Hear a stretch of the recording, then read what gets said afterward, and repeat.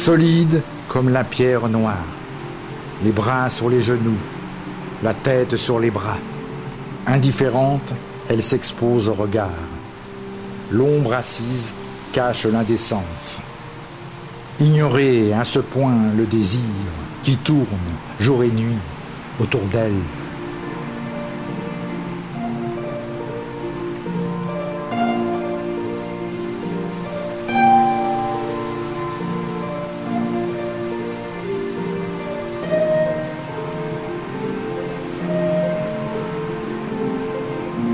L'une, tenant haut le prétexte d'une branche de houx, porte ses seins dressés, dominant de sa main gauche flottante le monde dans son dos.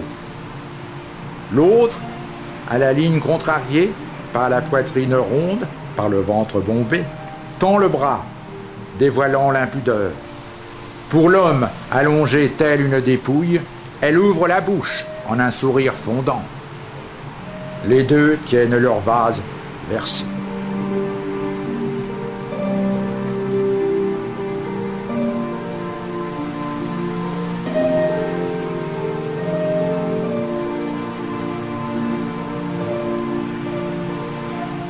Debout, arc-bouté, les fesses contractées, il semble la baiser, mais il boit à sa jarre. Elle, bien posée, légèrement en arrière, sur son épaule soutient la source généreuse, et sur sa hanche, le bras de l'homme lourd. La fronde au bout du lacet frôle les drapés de la robe.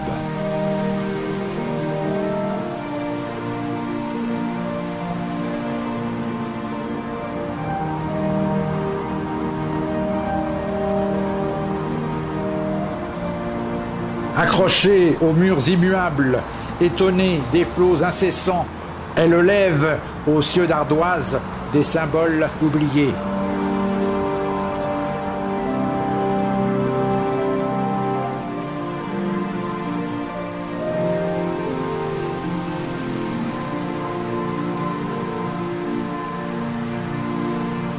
Rêve blanc dans le jardin, salon descendu là, inclinée, la gorge nue, vers l'homme impassible, elle reste immobile, attendant quoi? Un signe? Au risque du froid.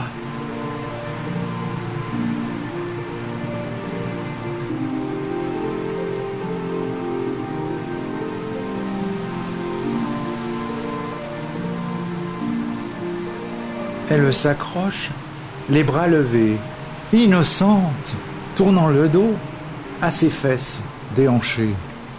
L'une modeste et dans l'ombre, l'autre glorieuse et pleine de fierté.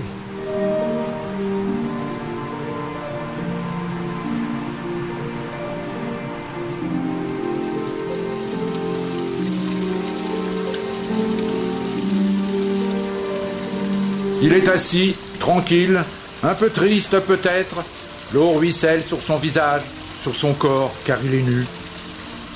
Devant lui, une enclume, à la main, son marteau. Ayant jeté le manteau, mollement retombé sur les outils inutiles, il se repose un court instant qui durera des mois, des siècles.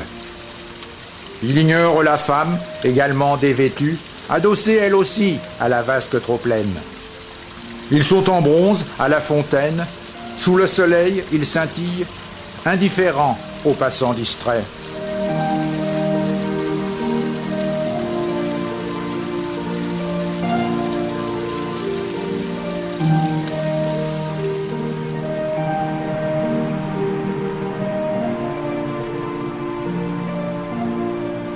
Elle montre son ventre aux enfants médusés. L'un en perd la tête. Dans ce ventre, on se bat. C'est Guignol dans ce ventre. Artiste, la femme en tire les ficelles.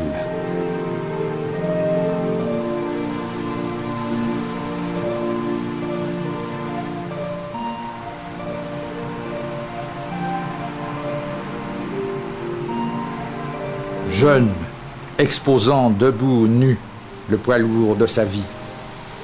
Elle, pliée vers lui, les reins puissants doublement drapés, se découvre. soulevant le linge de son visage caché. Lui écoute et regarde, inquiet. Au pied, le lévrier attend, intéressé, patient.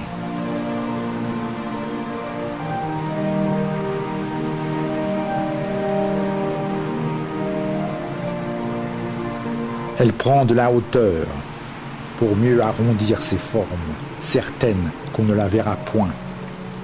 Elle soutient, prudence soudaine, l'étoffe qui roule sur ses appâts et porte une main tardive à son sein droit.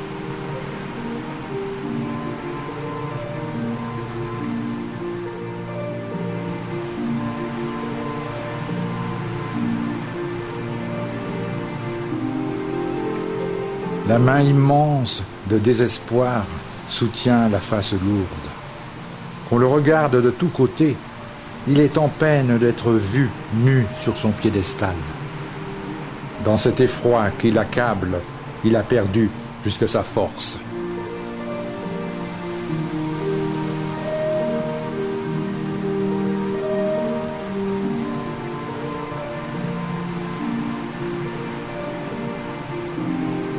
Les bras au ciel, à la place des mains, des pigeons.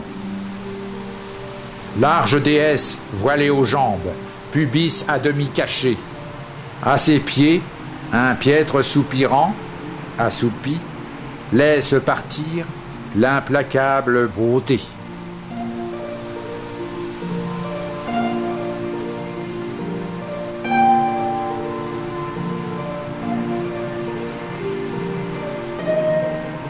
Il triomphe. De face, il terrasse le monstre puissant collé à sa cuisse. De dos, il étale sa force découpée dans les nuages.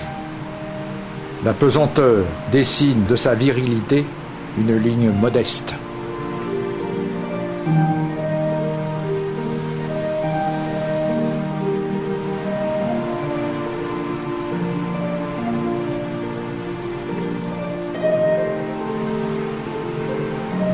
Le bras perdu est encore vers le ciel.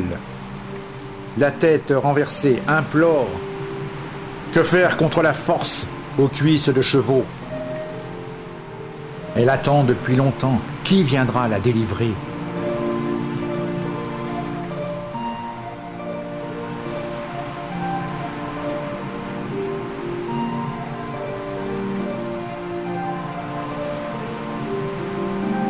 Accrochée à la taille, sa hanche s'épanouit jusqu'à fondre la cuisse, puis la jambe affinée. Quelques tissus la déshabillent, le ciel traverse son corps pour en dessiner les courbes. Ses doigts surpris ont perdu la flèche, la main bénie, le chien soumis.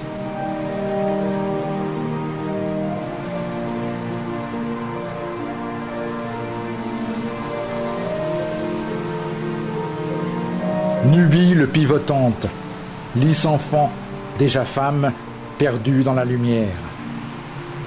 Le soir ferme les yeux pour la laisser paraître.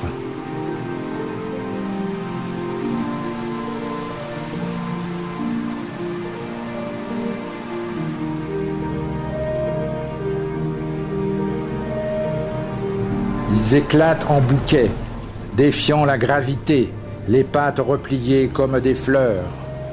Suspendus téméraires, espérant dans ce cirque céleste faire lever les regards de la terre.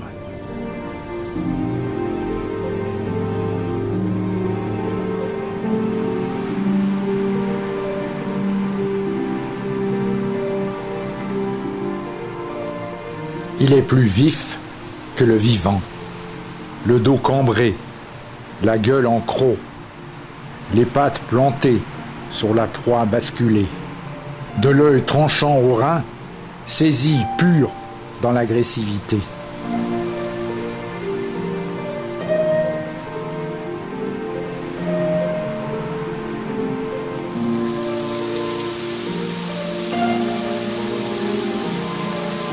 Les tortues crachent sur les chevaux.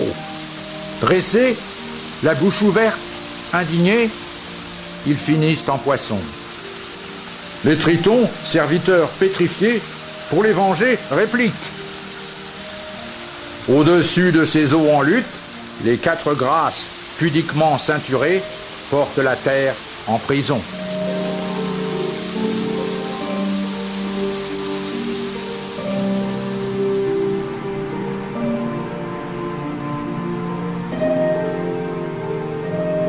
De loin, on ne voit que lui, le lion, tout en poitrail, la tête haute, les yeux lointains filtrant le verre. Il pose, superbe. À ses pieds, entre ses griffes, l'autruche qui ne courra plus ignore la stèle où elle repose.